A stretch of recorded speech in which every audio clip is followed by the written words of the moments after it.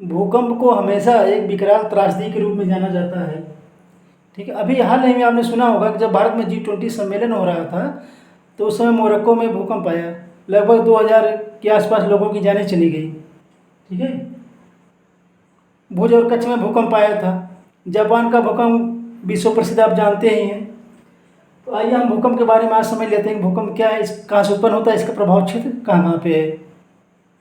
तो चलिए, भूकंप को समझने के लिए सबसे पहले हम भू यानी पृथ्वी की भौगोलिक संरचना को समझते हैं। तो पृथ्वी को, संपूर्ण पृथ्वी को हम 3 भागों में बांटते हैं। सबसे ऊपर वाला भाग, बाहरी वाला जो भाग, जो उसको बोलते हैं क्रस्ट। हमने यहाँ पर क्रस्ट लिख दिया है। क्रस्ट में क्या है, सिलिकॉन और एल्युमिनियम होता है सबसे बाहरी वाला भाग। उसके अंदर वाला भाग जो होता है सिलिकॉन और मैग्नीशियम यानी सीमा उसको बोलते हैं। ठीक है, ये जो है 34 किलोमीटर मोटी सीमा होती है, ऊपरी सतह से अंदर की तरफ 34 किलोमीटर चौड़ी सीमा होती है। अब आइए देखते हैं इसके नीचे वाला भाग जो है, जिसको मेंटल बोलते हैं। ये जो है 2900 किलोमीटर चौड़ी सीमा होती है, 2900 किलोमीटर। और संपूर्ण पृथ्वी के 83% हमने यहाँ पर दिखा दिया है, 83% भाग को घेरता है मेंटल। मेंटल क्या है, एथनोस्फीयर है। ये जो थोड़ा सा जो क्रस्ट होता है ना, ये कठोर चट्टानों का बना होता है, पपड़ी जिसको बोलते हैं, परतदार होती है। जो मेंटल होता है लिक्विड टाइप का होता है, हल्का सा लिक्विड होता है। जो कोर होता है यानी निकिल और फेरस, निफे इसको बोलते हैं। ठीक है, ये संपूर्ण पृथ्वी का 16% भाग को घेरता अपने अंदर। कोर जो है एक तरल और प्लास्टिक नुमा गर्म पदार्थ है। ठीक है, कोर सबसे अंदर वाला भाग होता है। अब आइए हम समझते हैं क्या है। हम देखते हैं क्रस्ट, ऊपर वाला भाग क्रस्ट, उसके अंदर का भाग जो मेंटल। क्रस्ट और मेंटल के बीच में एक जो है दुर्बलतम क्षेत्र होता है, दुर्बलतम क्षेत्र, जिसको एथनोस्फीयर बोलते हैं। हल्का सा लिक्विड टाइप होता है। इसके ऊपर क्रस्ट में जो होता है पपड़ी यानी परतदार प्लेटें होती हैं, प्लेट जिसको बोलते हैं। ठीक है, हम यहाँ पे 1 2 3 4 5 6 7 प्लेटों को दिखा दिए हैं। हम सिर्फ इतने ही भाग को दिखाए हैं ताकि आप लोग आसानी से इसको समझ सकें। ठीक है, वैसे संपूर्ण पृथ्वी के मैप में हम देखेंगे तो मुख्य और सबसे बड़ी जो है 7 प्लेटें ही हैं। इसके बाद छोटी छोटी प्लेटें उप प्लेटों के रूप में जानी जाती हैं। ठीक है, तो मुख्य रूप से 7 प्लेटें हैं। किसमें है, आपके क्रस्ट वाले भाग में पाई जाती है, जो मेंटल यानी एथनोस्फीयर के ऊपर है। ठीक है, अब जो ये थोड़ा सा हल्का सा लिक्विड टाइप एथनोस्फीयर में है, तो ये उसके ऊपर जो है कठोर चट्टान है प्लेट के रूप में, उस पर ये माना जाता है कि उस पर हल्की हल्की उस पर तैर रही हैं। ठीक है, अब यह है इसका धार्मिक जो रीजन दिया जाता है, ये कहा जाता है कि पृथ्वी के अंदर जो है असुर और देवताओं के बीच संग्राम हुआ, तो उसमें धक्का मुक्की होने लगी, तो पृथ्वी जो हिलने लगी। ठीक है,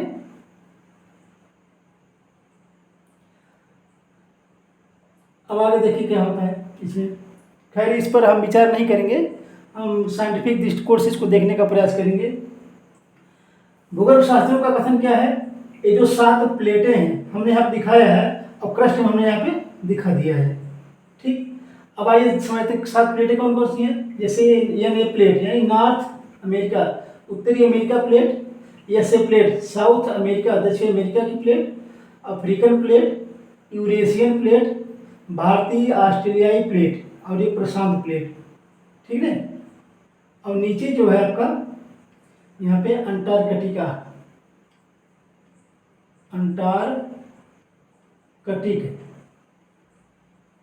अंटार्कटिक प्लेट। 1 2 3 4 5 6 7 प्लेटें बड़ी बड़ी हो गई। ठीक है, अब छोटी छोटी प्लेटें, जैसे यहाँ पर स्कोटिया प्लेट है। ठीक, यहाँ पे देखिए छोटी छोटी प्लेटें हैं। ठीक है, ये उप प्लेटों के रूप में जानी जाती हैं। इनमें भी भूकंप ज्वालामुखी का प्रभाव आगे चल के देखने की क्षमता होती है। अब आज यहाँ प्लेटों के बारे में, इसमें जो है कुछ प्लेटें जो है अभिसारी, कुछ जो है अपसारी और कुछ जो संरक्षी होती हैं। अब हम यहाँ पे इस टॉपिक में चर्चा करेंगे भूकंप आता क्यों है, इसका प्रभाव क्या होता है। तो चलिए हम प्लेटों का अध्ययन करेंगे। हमने कहा ना, भूकंप जो है धरती के अंदर एनर्जी का रिलीज होना, रिलीज होके लिथोस्फीयर, ये भारी वाला पृष्ठ वाला भाग लिथोस्फीयर, लिथोस्फीयर यानी एथनोस्फीयर से एनर्जी का लिथोस्फीयर में आना ही भूकंप है। ठीक है ना, एनर्जी का बाहर की तरफ रिलीज होना भूकंप है। अब देखिए इसमें होता क्या है, अब हम प्लेटों को समझने, अभिसारी प्लेट हम यहाँ दिखा, अभिसारी अपसारी संरचित, तीनों प्लेटों के बारे में समझ लेते हैं। हमने बताया कि जो प्लेटें चलायमान होती हैं, चलायमान देखिए जैसे क्या है, अभिसारी में हम देख रहे हैं अभिसारी का मतलब होता है अभिसरण करना, अभिसरण करने वाली चट्टानें। ठीक है, अभिसरण का मतलब क्या है, अभि माने स्वयं से। ठीक, ये जो एक चट्टान आपकी इधर से, एक चट्टान आपकी इधर से और एक चट्टान आपकी इधर से, एक चट्टान इधर जा रही है, इधर देखिएगा, और ये चट्टान इधर, दोनों चट्टानें एक दूसरे की तरफ जा रही हैं, अभिसरित हो रही हैं, माने स्वयं से जा रही हैं एक दूसरे की तरफ, ये इधर अब इधर। इसमें होता क्या है, इसमें जो होता है, जो क्षरण या होगा या तो जो रचना बनेगी कोई। ठीक है, तो इसमें जब एक दूसरे की तरफ आती है तो इसमें रचना नहीं होती, क्षरण होता है, चट्टानों का विनाश होता है। विनाश कहाँ होगा, किनारों पर होगा, चट्टानों के किनारों पर विनाश होगा, प्लेटों के किनारे पर विनाश होगा। प्लेट, इस प्लेट का किनारे है और इस प्लेट का किनारे है, जब जो है ये प्लेट आएगी, मान लीजिए महासागरीय प्लेट है, ये महासागरीय है, सॉरी ये महाद्वीप समझ लीजिए, ये महाद्वीप प्लेट है और ये महासागरीय प्लेट। प्लेटें देखिए या तो महाद्वीपीय हैं या तो महासागरीय हैं, जैसे महाद्वीप प्लेट और महासागर प्लेट। अब आप देखिए जो प्रशांत प्लेट है ये महासागरीय प्लेट है, उत्तरी अमेरिका प्लेट है, महाद्वीपीय प्लेट है। ठीक है, इधर से, और चूंकि महाद्वीपीय प्लेट जो होता है इसका घनत्व कम होता है, ये हल्की होती है, और महासागरीय प्लेट जो होती है इसका घनत्व अधिक होता है, ये जो है भारी होती है। ठीक, अभी हमने बता दिया कि महासागरीय प्लेट भारी होती है, तो जो भारी प्लेट होगी वो नीचे की तरफ जाएगी, इस महाद्वीपीय प्लेट के नीचे घुसेगी। देखिए ध्यान से, महाद्वीपीय प्लेट के नीचे ये महासागरीय प्लेट घुसने का प्रयास करेगी। इसमें होगा क्या, इस चट्टान का, इस प्लेट का क्षरण होगा। ठीक है, जब क्षरण होगा तो आप देख रहे हैं यहाँ पर एक जो है गर्त बन रहा है, एक गर्त नीचे घुसेगी, इसका क्षरण होगा, एक गर्त बनेगा। इस गर्त में जब अवसाद जमा होंगे, ठीक है, अवसाद जमा होंगे, जमा होते होते यहाँ तक आ गए, मान लीजिए अवसाद जमा होते होते यहाँ तक आ गए, और जब प्लेट नीचे घुसेगी तो ये जो वाला भाग जो ऊपर उठेगा, जो अवसाद जमा हुए हैं वो भाग ऊपर उठेंगे इस तरह से। ठीक, जब इस तरह से भाग उठेंगे तो वो आकृति ऐसे बनेगी। ठीक है, हमने बता दिया, एक गर्त बना, अवसाद जमा हुआ, जब क्षण हुआ तो ये जो है चट्टान जैसे अंदर जाएगी ऐसे भी वो भाग ऊपर उठेगा, तो इस तरह से इस भाग उठता चला जाएगा। तो इस प्रकार जो पर्वतों का निर्माण होता है, किस प्रकार के पर्वत का निर्माण होता है, बलित पर्वत। ठीक है ना, जब दो प्लेटें जो है टकराती हैं विनाशात्मक किनारों पर, तो भारी जो है प्लेट नीचे से घुसेगी, वहाँ गर्त बनेगा, और गर्त में अवसाद जमा होगा, अवसाद जमा होने से सीधे वो भाग ऊपर उठेगा, वो जो है बलित पर्वत का निर्माण होगा। एक बात तो क्लियर हो गई, बलित पर्वत का निर्माण कैसे होगा। ठीक, अब आगे देखिए, जब महासागरीय और महासागरीय यानी महासागर की प्लेटें, दो महासागर की प्लेटें जब आपस में टकराती हैं तब क्या होता है, वहाँ भी विनाशात्मक किनारा बनता है। ठीक ना, आगे देखिए, इस प्रकार से बलित पर्वत का निर्माण हो गया। विनाशात्मक में इसमें होगा क्या, विनाशात्मक में गहन भूकंप केंद्र बनेगा। ठीक है, गहन भूकंप केंद्र। अब आपने देख लिया यहाँ पे अभिसारी प्लेट का जो किनारा हम यहाँ पे दिखा दिए हैं, अभिसारी प्लेट ये, और अभिसारी प्लेट का किनारा जो है यहाँ पे है। ये इस क्षेत्र में होगा क्या, जब चट्टानें अभिसरित तो होकर के नई संरचना बनाती हैं, विनाश होता है उनका, तो होगा क्या, इन किनारों पर गहन भूकंप केंद्र बनते हैं, यानी भूकंप आने की संभावना सबसे अधिक होती है। और क्या होगा इन किनारों पर, अभिसारी प्लेट किनारों पर, सक्रिय ज्वालामुखियों का निर्माण होता है, सबसे अधिक ज्वालामुखी इसी पर आते हैं। तीसरा जो है बलित पर्वतों का निर्माण होता है, 3। अब आप देखिए ये जो आया ना, ये अभिसारी प्लेट सीमा से हिमालय, यहाँ पे भी देखिए ज्वालामुखी का भूकंप का मुख्य केंद्र भी है। और आप यहाँ जानते हैं रिंग ऑफ फायर हमने बना दिया, इधर वाला भाग, इधर वाला जो भाग जब मिलेगा तो इस तरह से बनता है, रिंग ऑफ फायर बन जाता है, ठीक है। और आगे देखिए, अब बात करते हैं अपसारी की।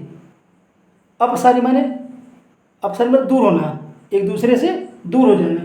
जब चट्टानें, यहाँ देखिए, जब प्लेटें, एक प्लेट इधर से और एक प्लेट इधर, एक प्लेट इधर जाएगी और एक प्लेट इधर जाएगी। अपसरित में देखिए, एक प्लेट इधर गई और एक प्लेट इधर गई। इसमें क्या है, केंद्रित भूकंप आता है, केंद्रित भूकंप आता है। और आगे देखिए समुद्र तल का फैलाव होता है, केंद्रित भूकंप। अब जो है जैसे चट्टान थी यहाँ थी, अब चट्टान खिसक के यहाँ गई, एक चट्टान यहाँ थी, एक चट्टान खिसक करके यहाँ गई।